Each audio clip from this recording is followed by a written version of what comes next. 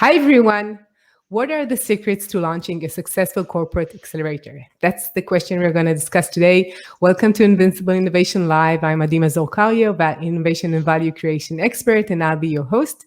And today with me, I have Dave Reynolds. Very happy to see you, Dave. Good to be here, Addie. Thanks for having me. So Dave is Innovation Director at Nike, and we are live on LinkedIn, YouTube, and Facebook, and you're much invited to join the discussion and ask questions, and we'd be happy to talk to you. So let's start, Dave. What is the crucial factor that holds corporates from really innovating? Actually, I think there's actually a whole lot of innovating going on in corporate. I think the factors that I believe that are things like refining ideas, actually pressure testing them with consumers and getting those winning products into the market. It's those are probably more limiting than actually the ideation part of it. I've always seen that companies can, they've got so many ideas, so many things that they could go after. It's actually the execution side is probably the more difficult. So commercializing them can be a challenge depending on the makeup of the accelerator. So think about this. You may have a lot of idea generators in your accelerator, but not a lot of people on the team may understand the operational side, whether it be logistics or supply chain, even on a small scale. How are we getting those products or services through the building, getting them out to the market? So I think that can be a challenge, and so having that right mix of talent on your team's very critical. Having that diversity of thinking, diversity of skills are critical to building a winning culture within the accelerator. So definitely take those things into consideration, and that'll really help get things to market. So what are the characteristics of an entrepreneur? The characteristics of an entrepreneur or an intrapreneur? But let's start with in a corporate setting. In a corporate setting, I think some of the characteristics that make people successful, they're curious. They're what differentiates them maybe from somebody who's just doing product management on an inline, continuing to work through that is there's a bit of curiosity that they're solving a problem that's yet to be solved, right? So they're curious about that, and they're wanting to explore different possibilities to solve that problem, and so. I know it's a bit of a misnomer, somebody who's been out and launched companies and whatnot, and then how does that jive within corporate culture? So I know, just the nature of an entrepreneur is they are, just how they get things done might be unorthodox, right? They don't like to follow specific rules. They go around obstacles. It's everything that corporate may not be, where you may have a more rigorous structure within your corporate enterprise. The entrepreneur is very much focused on different ways of solving problems, and the structure sometimes doesn't always align. Yeah. Challenging. So if it's hard to find these people, how do you motivate and incentivize them to work as entrepreneur in the corporate? Yeah, I think the incentivization is, I have a couple of thoughts on that. As you set up your structure, much consideration should be taken into incentivizing, the group, because this will typically go against any corporate policy, So the earlier you get your compensation group involved in those discussions, the better off you'll be. In order to successfully launch a product or service, think about what we're asking that team to do. We're asking them to, take something from beginning to end, and then once it launches, once that start, if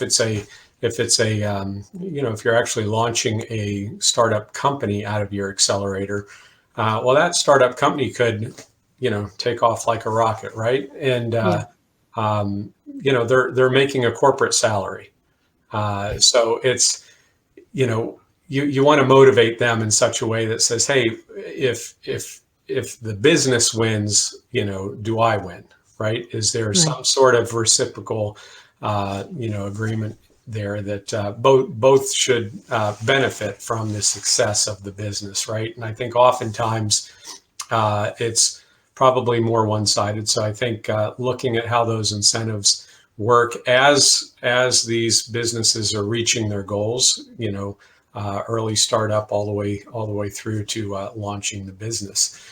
Culture is very important. I think it's good for the team to get out and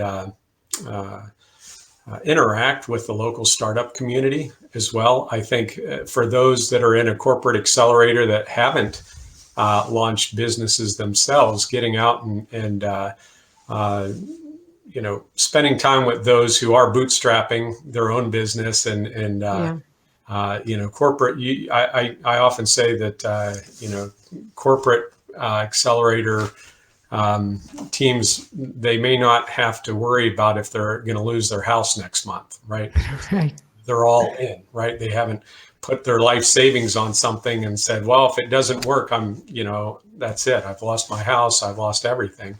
So how do you make sure that they still have that sense of urgency, that I still need to deliver something here, even though I'm getting, a monthly paycheck, right? But also with that, if something fails, which it should, most ideas may not make it through, they're still getting a paycheck, right? So it works both ways, just because something fails, depending on where you are, you may just move on to the next idea, right? So we have to incentivize the teams to be motivated to keep going in that cycle, for sure. Right. And could you tell us about an exceptional corporate startup use case that like what kind of a corporate startup that is a very good example that it really worked well? That really worked well.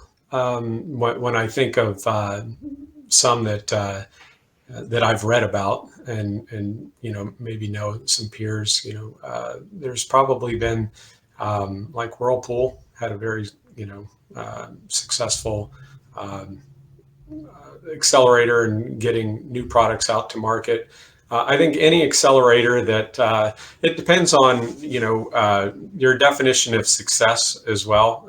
You can have a very successful accelerator, but it was shut down due to where the company is financially. It could have been getting a lot of products out in the market, but it also depends on how close are you to the core, right? So I think right up front, when a company sets up an accelerator, they need to be very clear on the scope. Are they trying to innovate and launch businesses or products or services that are close to their core, or how adjacent should it be, or further away from the core? So they're saying, hey, we're going to want incremental growth here because maybe we're seeing a decline in our core, right? So depending on what that looks like, when a company starts an accelerator, they should have in mind what's the runway, before they start seeing the benefits from that accelerator.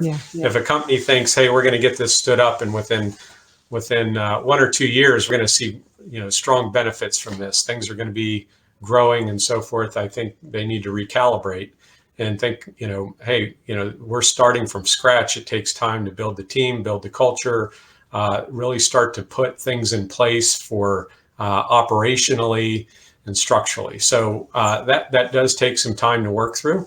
And before everyone's hitting on all cylinders and getting the product out the door, testing and learning and failing fast, and going through that iterative cycle is really important for an accelerator. Yeah. So what are the challenges that innovation leaders are facing these days? Well, I think it's always challenges is market. Obviously the consumer habits are changing rapidly, especially in today.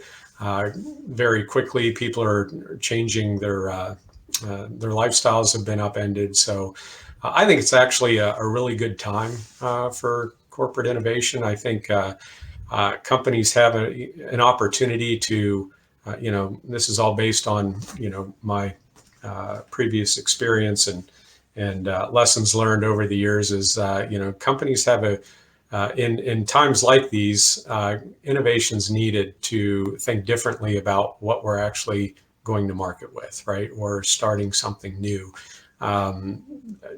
The changes in consumer habits we have an opportunity to actually get after those changes very quickly. And an accelerator can pressure test those ideas very quickly. They can put prototypes together. They can see what's working, what's not working with the consumer, and get to market very quickly with something where that may not be the case if something's going through a regular development cycle that could take a year and a half to get something into the market. Yeah, and especially now, so many open opportunities, new opportunities out there, with so many things changing. So it really makes sense to do it. Yep. So what is the most surprising thing you learned about innovation after so many years of experience? Well, innovation comes in a lot of different forms. I think a lot of people think, innovation, loosely defined, might be something that's, hey, it's something around AI, or it's more intangible. But it could be as simple as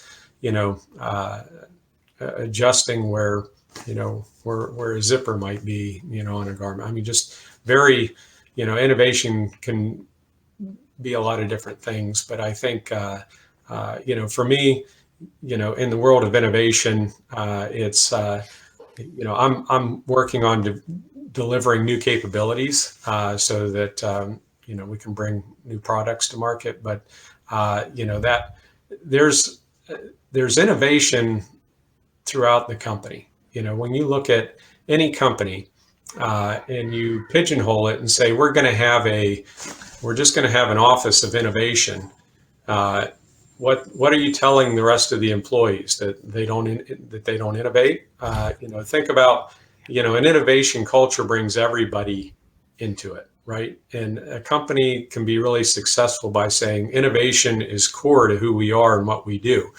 And whether you're in purchasing, whether you're in finance or HR, everybody in the company can innovate. They can bring new ideas about how they're doing their specific roles. So when I look at innovation, it's not just the office down the hall where people are tinkering on something and bringing new products to market. Innovation's happening throughout the company, and new ways to leverage enterprise capabilities and new tools within the company. I mean, all those things can be looked at as very innovative and help, the end game. If the end game is speed to market and being more responsive to the consumer, everybody can play a role in that.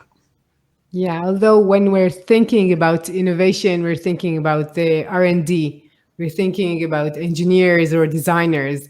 We're not thinking about finance or even marketing sometimes. That's right. That's right. And it's like narrowing what innovation really is. And when I talk to people, most people are not thinking about innovation in the context of the less not inside of the core of what the company is doing, although processes can be innovative as much as products. Right. And I think it's related to culture. Culture is so hard to really change and work on. It's easier to change a product than to change a whole culture. And of a corporate, a big company. Yes. So what do you think are the tools, to really change the culture, and not only these people who are doing the specific core product services? Well, I think it starts at the top, right? So leaders set the tone for what that can look like. And I think it's really important as leaders in the company that they're making it a priority to let people know that it's important that everyone has a voice, everyone's ideas matter. Whether, back in the day, it may have been a suggestion box at the end of the hall where you can put your note in and, this is an idea I had that I think, we can make something better. Today, we have many more tools to do that. A lot of companies rely on some of these innovation suggestion boxes, if you will, that you can put in an idea, and then the whole company can plus it up, right? So everyone says, hey, what if we did this? Or what, all of a sudden it starts to come together because you have many voices coming to the table, where before, it ended up on somebody's desk and they said, oh, do I think this is a good idea? Yes or no.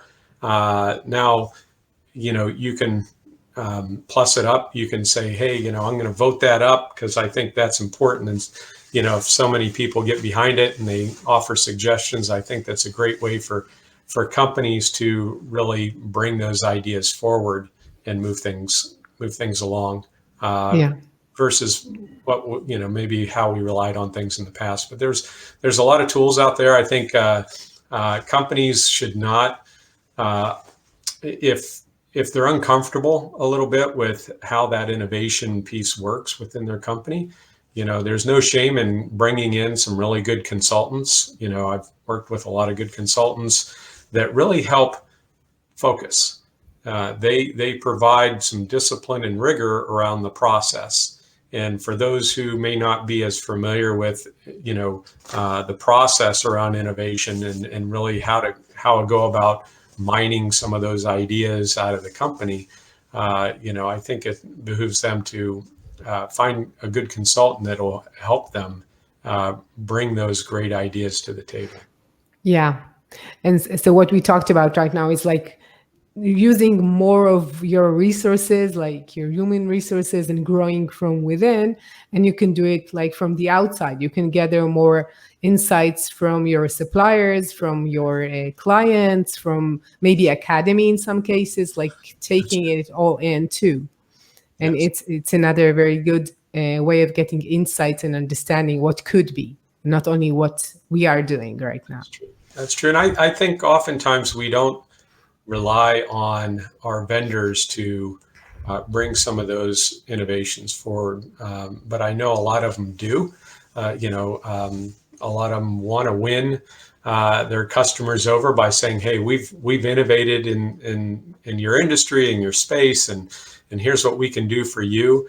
I'd like to see more of those companies come to the table and say, hey, I've got some ideas, and those are, find the right people within the company that can be influenced in that way and make those pitches. And then even if you're currently working with companies, where you're offering services to them, what is it that you can do them that's going to take them further? Do you understand their strategies of where they're going, that you can say, hey, here's how we can help you get there? Being more proactive in the space, I think, is always a benefit for both, really. Yeah, of course. I think that in general, doing innovation needs proactiveness and curiosity, and you need to be a doer. It's not enough to have strategy or to think about things. You need to really move things and really go outside and do things. And it's not enough to just think about it. Right. Exactly. And like, what is like your tip that you would give to innovation leaders? Like number one tip that you would grade to them? Well, I think since, in the context of corporate accelerators, as I mentioned, leaders set the tone. So, is that leader advocating for the team? Are they out there working with the accelerator board on, acquiring funding for the team and moving the team forward? Are they very thoughtful about the structure and who's on the team and how they're performing? Are they setting good key performance indicators all the way through? Do they have a really good governance in place to make sure that there's controlled chaos within the accelerator? So all those things. I mean, the leader's role within an accelerator is a very difficult one, because they have to interface with their leadership, continually, convince them that, this is a worthwhile venture, right? And that they're delivering something. But also they need to be seen as one who can roll up their sleeves and get in there and solve problems with the teams that they lead. I think that's a really important attribute of leaders within corporate, because if you were to go, any entrepreneurs who are starting their own company, they wear all those hats. They have to be the leader. They have to cast the vision. They have to really look at, how am I bringing people together? I'm going out and I'm talking to potential investors. So they're playing all those roles. Well, that's the same role as your accelerator leader. They're kind of playing that entrepreneur who's starting up their own company. Now they've got all these little companies, but I'd also say to be effective, you have to really know when to kill the ideas that need to be shut down. Kill them, and make sure they don't come back to life down the road. We used to call those zombies. There's a lot of zombies walking around. It's hard to kill a zombie twice, right? You know that. But killing them early and often is really important. If they're not meeting the consumer expectation in those, getting those early indicators, does somebody want this? If you're not achieving those KPIs early on, it may be that you move on to an idea that may have better potential, right? So having a lot of good ideas in the pipeline to move on to is really important. So having a good structure in place to do that is suggested, obviously. And you mentioned KPIs. It's really hard to measure. How do you really progress? Because usually corporate is so used to KPIs, which is related to their core, something that they're very good at for 10, 15 years, 20 years. And now how can you measure something which is so young compared to that? Well, there's been probably a lot of books written about that, but it is possible. I think depending on what it is that you're starting up, depending on what type of business or product or service that you're launching, everything has a measurable, because if you can't measure it, then how are you improving it? How are you moving it forward, right? So everything can be measured. One of the things that I was really big on is how are we measuring our burn rate within the accelerator, right? So if you don't know what money you're spending, you're given some seed money to go explore some ideas and so forth. If you don't know,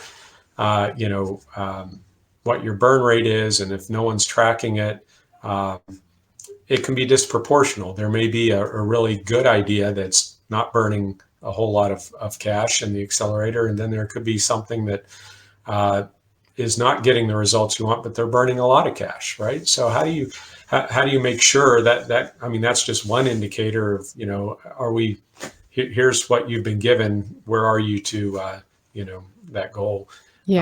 But also, if it's an app, how many downloads, how many eyeballs are actually looking at your product? I mean, I think that there's some fundamental things that can be measured to show, are we successful in this portion, this stage of that early stage startup? And as you progress and you start to gain more acceptance in the market, more consumers are actually paying attention, then you can start measuring some different things. It shouldn't be consistent all the way through. I think it's going to change depending on what cycle or what phase you're in. I think that the gap between what you're currently measuring in your core and what you're measuring in the accelerator is really the tension. Because if it was a startup, startups could measure their progress and see if their product market fit in the right direction. but you need to convince the C-level that you need to persuade them, right? And the KPIs should talk, and you look at them in parallel to other KPIs in the company. That's right. They're not going to, they may not align. And I think that's part of that is educating your CFO.